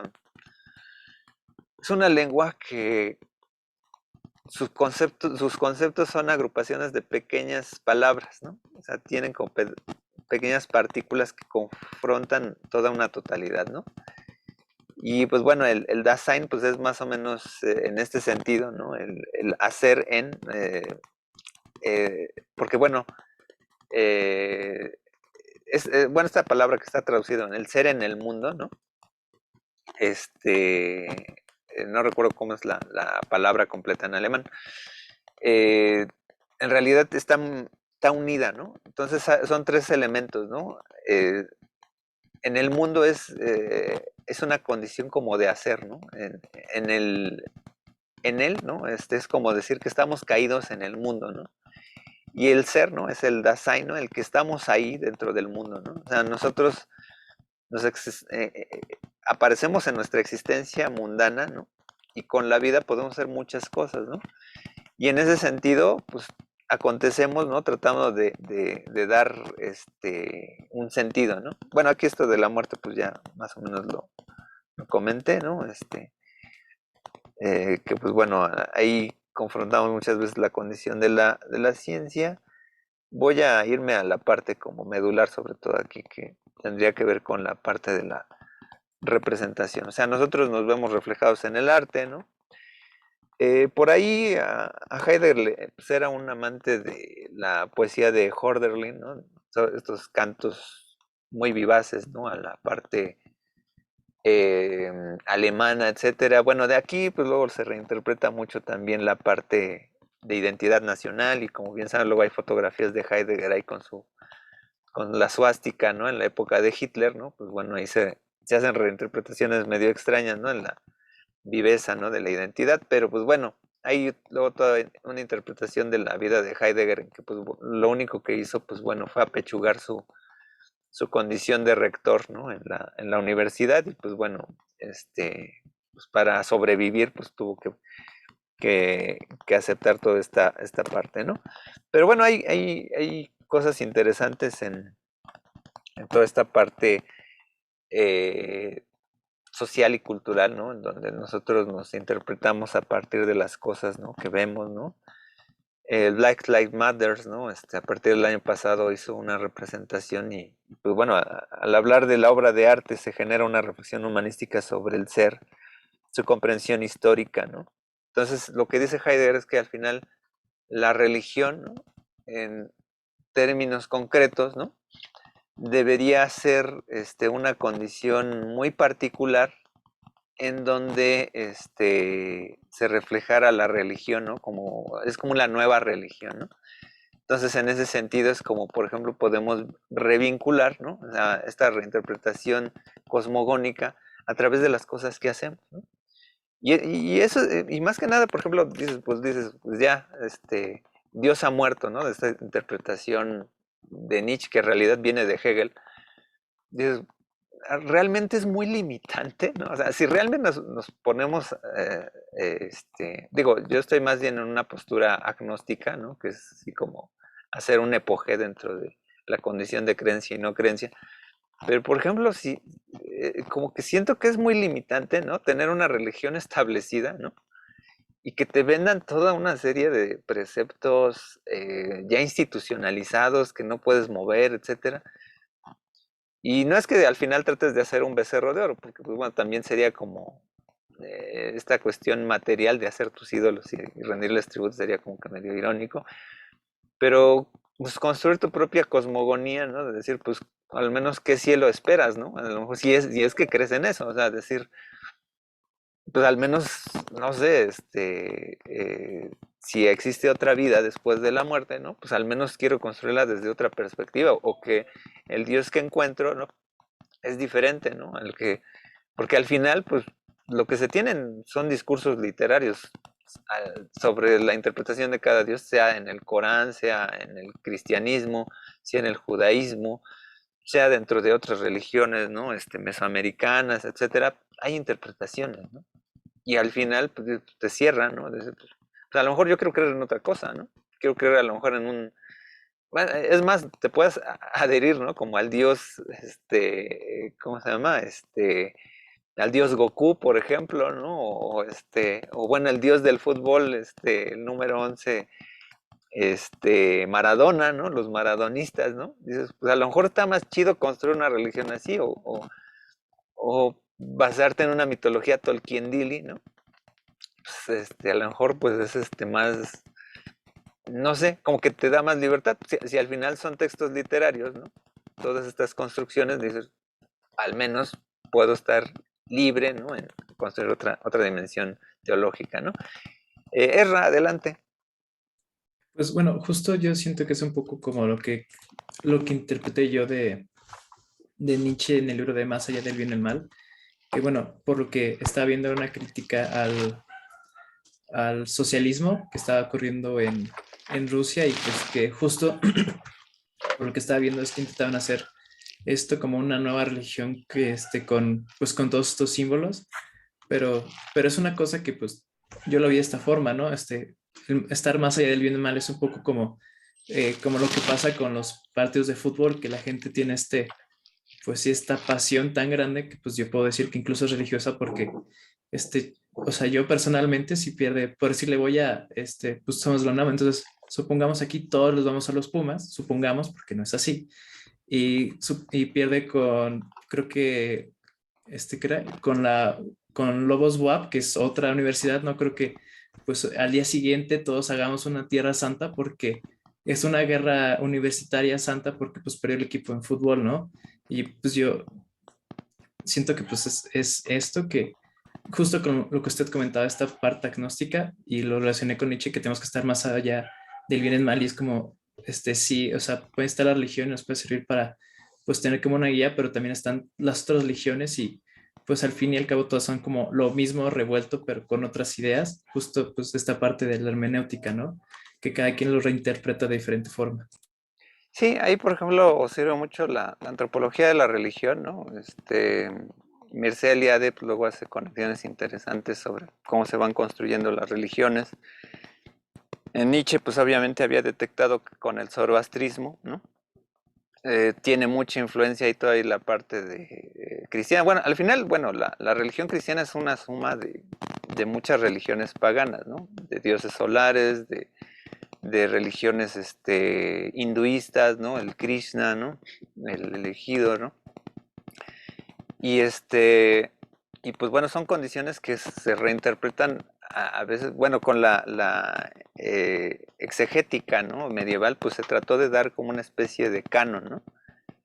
Entonces, también fue importante, ¿no? Dimensionar toda esta parte eh, teológica que a lo mejor se suscribió a un canon, ¿no? Determinado de una visión cristiana, ¿no? Pero al final, digo,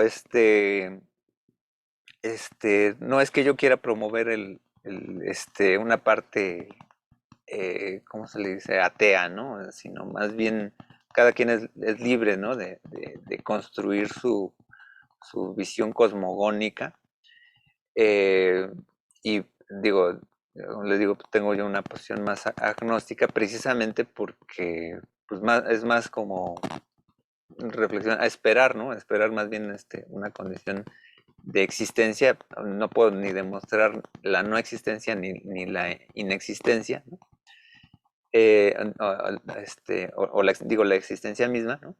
Pero al final, en términos hermenéuticos, lo que subyace siempre es darle la interpretación al texto, ¿no? O al texto de tu vida, ¿no? En ese sentido, se vislumbra mucho esta construcción cultural que tenemos alrededor de todos nosotros, ¿no?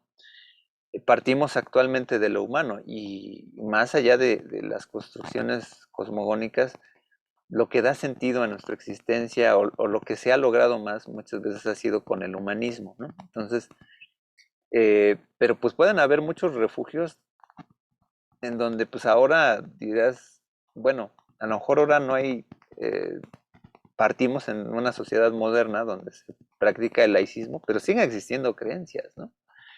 Creencias, por ejemplo, como los antivacunas, ¿no? Los terraplanistas, ¿no?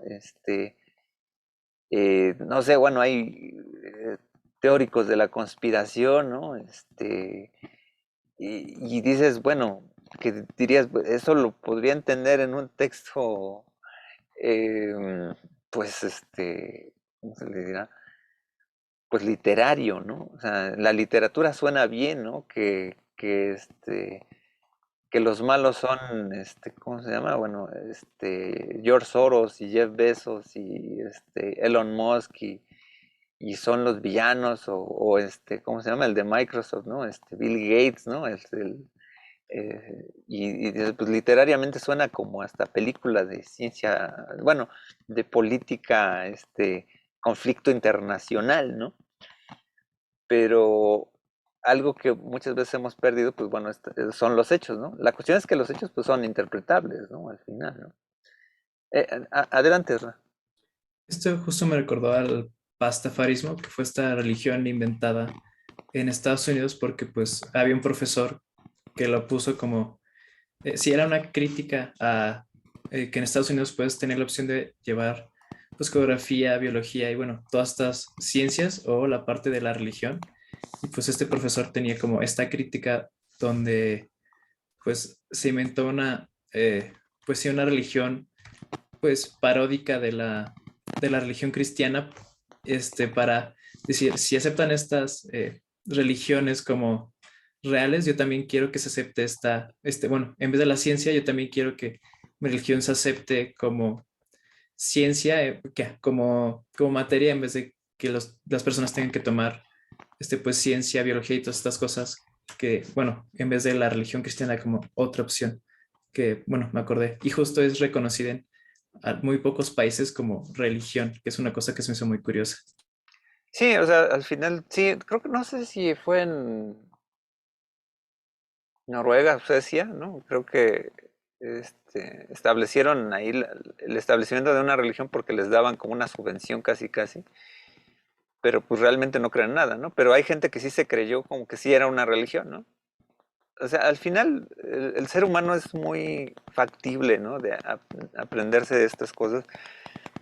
Esa es un poco la cuestión un poco manica que puede también tener la parte hermenéutica y los peligros, sobre todo, bueno, nosotros que estamos en una facultad de ciencias políticas y sociales, ¿no? Sobre todo para los que queremos promover las ciencias de la comunicación, por hablar precisamente de ciencias, ¿no?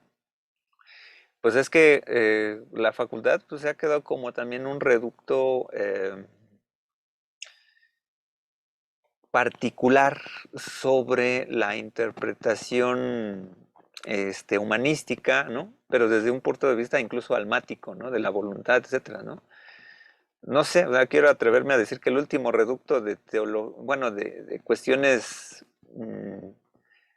no científicas que tenía, por ejemplo, la antigua escuela pontificia, ¿no? Que es el origen de la UNAM, pues ahora son las ciencias sociales, donde, pues bueno, ahora hablamos de agendas muy particulares, ¿no? De conocimiento, ¿no?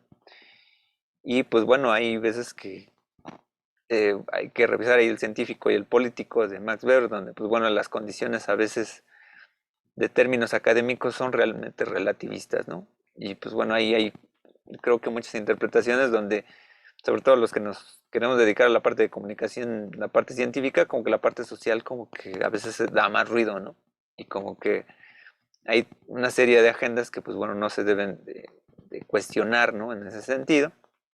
Creo que las partes más loables que ha tenido la facultad en su historia pues fue la parte del materialismo histórico que al menos buscó durante mucho tiempo, pues fue la evidencia, ¿no? La dimensión de causa, ¿no? Y efecto. Pero bueno, en algunos casos, bueno, el funcionalismo se partió más en la dimensión psicológica, pero entrar sobre toda esta agenda, sobre todo teórica, ¿no? De las posverdades, etcétera, las interpretaciones, creo que, pues bueno, puede dejar como que muy endeble en el caso de los estudios semióticos, pero bueno, es particularmente filosófico aquí la dimensión en donde, pues bueno, cualquier voz, aunque no sea, bueno, estamos concomitando ahorita con la parte entre, pues también las interpretaciones, ¿no? De la sociedad, ¿no? En las agendas políticas, ¿no? En la cultura de la cancelación, la dimensión, por ejemplo, de cierto tipo de movimientos, donde pues la mayor parte de a veces teóricos parten a veces de visiones hasta conspiracionistas sociales, ¿no? Donde pues bueno, eh, y es paradójico sobre todo para los estudiantes que bueno, al menos la mayoría de ustedes cuando acaben la carrera pues quieren terminar, lograr hacer cosas, ¿no? Que les dejen un rédito y que les permitan pues vivir de ello, ¿no? Y a decirles pues bueno que partir solamente de una idea maniquea, ¿no? De decir, bueno, esta es la sociedad utópica a la cual no van a llegar, pues bueno, en ese sentido, pues bueno, es como paradójico, ¿no? Pero bueno, ya estamos como fuera de tiempo, queda por ahí, pues bueno, nada más dejarles que, bueno, Paul Ricoeur fue ahí un teórico postestructural, ¿no? Parte de muchos elementos, ¿no? De Freud, Jan Habert, Gabriel Marcel, etcétera. Husserl, ¿no? Es contemporáneo ahí de Heidegger, ¿no? Tuvo la experiencia desde Francia, ¿no? Estuvo en un campo de concentración, si mal no recuerdo. Y pues bueno, llega a conclusiones ahí interesantes, ¿no? Sobre algunas posturas particulares, ¿no? Sobre el discurso, sobre todo en esta parte, ¿no? De lo que es explicar y comprender, ¿no? Que son dos cosas con las cuales la hermenéutica se da. Cuando tratamos de explicar algo, algún tema, ¿no? Ya estamos interpretando y también cuando lo estamos comprendiendo, ¿no? Entonces aquí hay una dimensión donde los objetos son interpretados, pero generamos una plurivocidad de símbolos, ¿no? Cuando trabajamos con ellos. Y pues bueno, al final pues hay reflexiones, ¿no? Tiempo y narración, lo que es la mímesis, ¿no? Esto obedece más bien una condición de interpretación en ese sentido. La obra de Paul Ricoeur es amplia, ¿no? O sea, realmente es de los teóricos que se llaman hermeneutas que, pues bueno, comencé a revisar cuando yo estaba en la licenciatura, me llamó mucho la atención algunas de sus perspectivas, sobre todo del análisis del discurso, análisis como de toda esta parte cuando construimos la idea, ¿no? Narrativa en un texto, ¿no? Pero que al final, pues, son reflejos miméticos de nuestra realidad, ¿no? Y pues ahí está toda esta condición de la triple mimes, ¿no? Son los alcances y los horizontes, ¿no? Del autor al texto, del texto por el texto y del lector al texto, ¿no?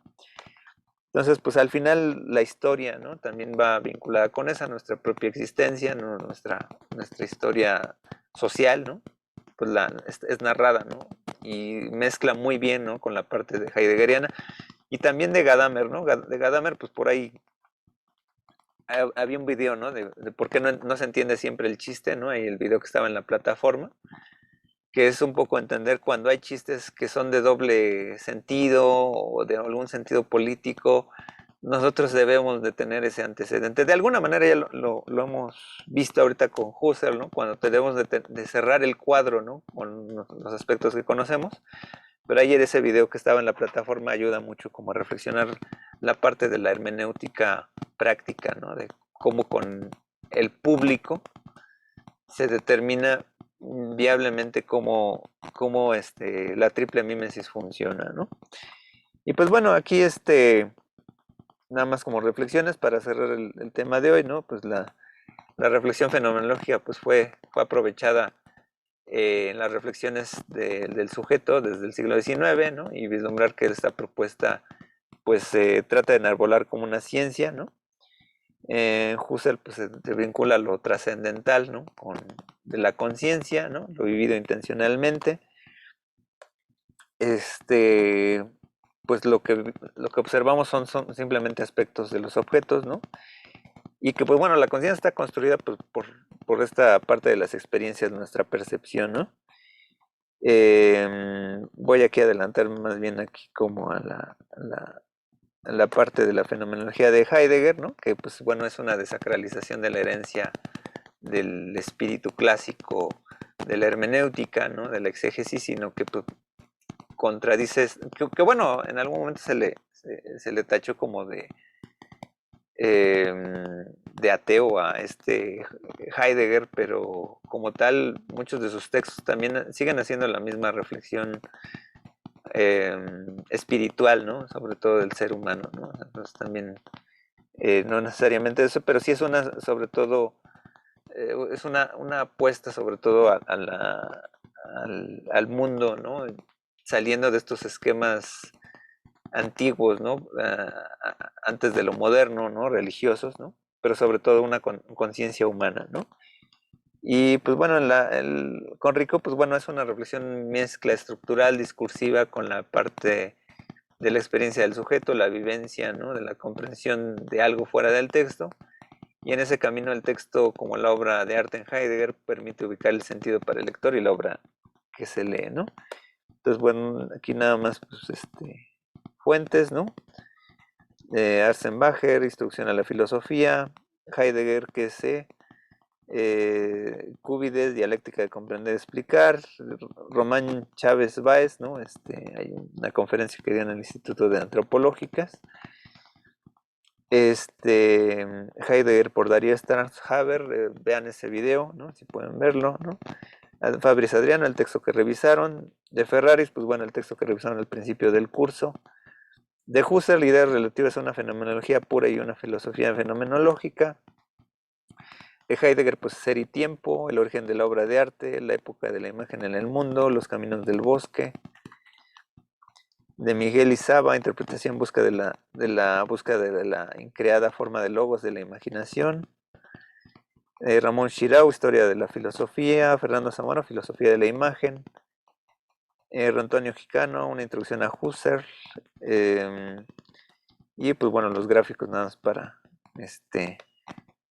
como siempre, ir vislumbrando toda esta parte, ¿no? De los derechos de autor, ¿no? Todos los gráficos que luego uno usa en la presentación. Y pues bueno, es todo por esta presentación. Gracias por sus participaciones, como siempre. Y pues bueno, de todas maneras, pues bueno, estamos ya, esta es la penúltima sesión, nos vemos hasta enero.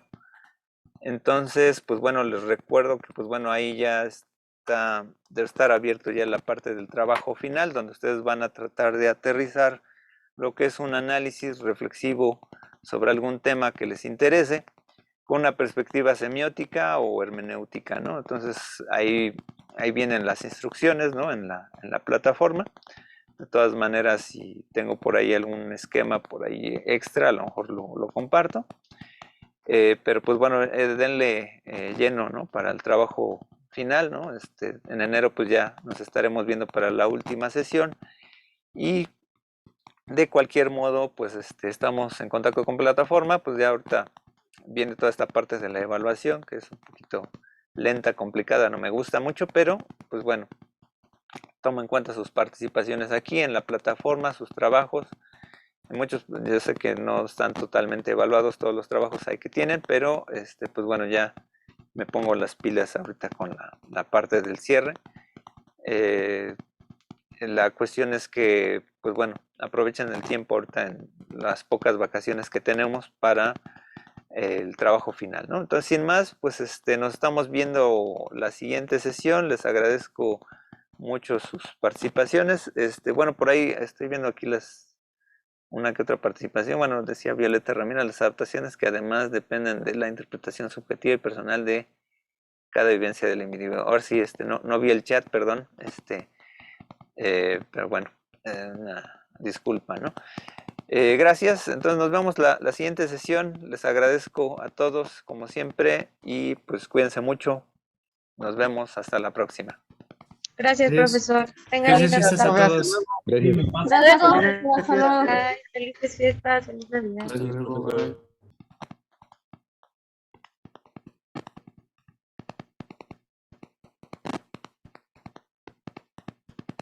Gracias, profesor. Buen fin. Bye, profe. Gracias. Hasta luego.